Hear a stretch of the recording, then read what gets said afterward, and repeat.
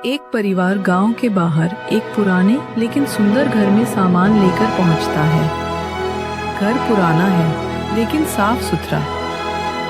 रमेश 40 साल के पिता, समझदार और हिम्मत वाले। सुनीता 38 साल की माँ, दयालु और थोड़ी डरपोक। आकाश 14 साल का बेटा, जिज्ञासु और चतुर। रिया 10 साल की बेटी, हंसमुख और नन्हा जासूस। दादी 70 साल की, कहानियां सुनाने वाली और रहस्यमयी बातों की जानकार। रमेश सामान रखते हुए। नीता, देखो ये घर कितना शांत है, शहर की भागदौड़ से दूर। अब हम यहाँ नई शुरू। हाँ, लेकिन दादी कह रही थी कि इस घर में पुरानी कहानियां हैं, कहीं भूत वूत तो नहीं। रिया उत्साहित। वाह, मैं तो भूत से मिलना चाहती हूँ। आकाश हंसते हुए। अरे रिया, भूत सिर्फ कहानियों में होते हैं। चल सामान रखने में मदद कर।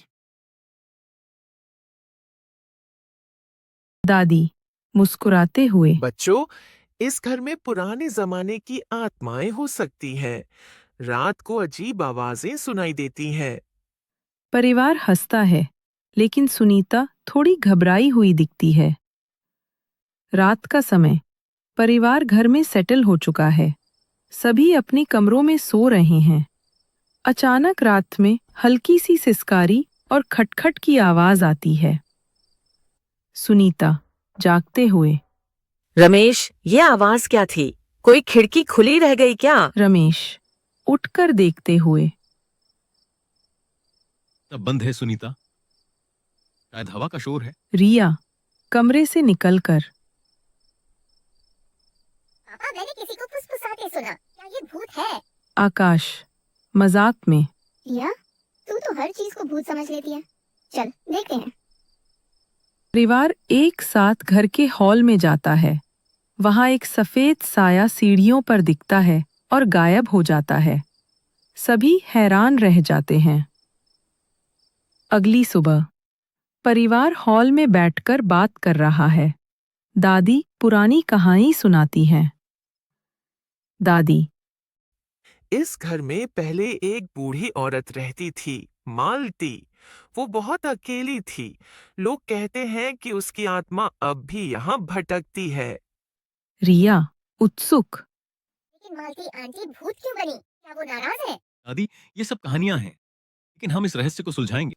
रमेश, अगर सचमुच भूत है तो मुझे तो डर लग रहा है। मम्मी डरो मत, हम सब मिलकर देखेंगे कि ये साया क्या है। रात का समय, परिवार फिर से हॉल में इकट्ठा होता है। अचानक वही साया दिखता है। रमेश हिम्मत करके साए की तरफ जाता है। रमेश जोर से। कौन है वहां? दिखो। साया एक कमरे में जाता है। परिवार पीछे जाता है और देखता है कि साया एक इस पुरानी खिड़की के पास रुकता है। खिड़की से चांद की रोशनी आ रही है। वहां एक औरत खड़ी रहती है जो हंसकर वहां से गायब हो जाती है। दादी मुस्कुराते हुए। बच्चों, शायद मालती की आत्मा नहीं बल्कि उसकी यादें थीं। मैंने सुना था कि मालती को ये घर बहुत प्यारा था। वो हर रात खिड़की खोलकर चांद देखती थी। सुनीता राहत की सांस लेते हुए।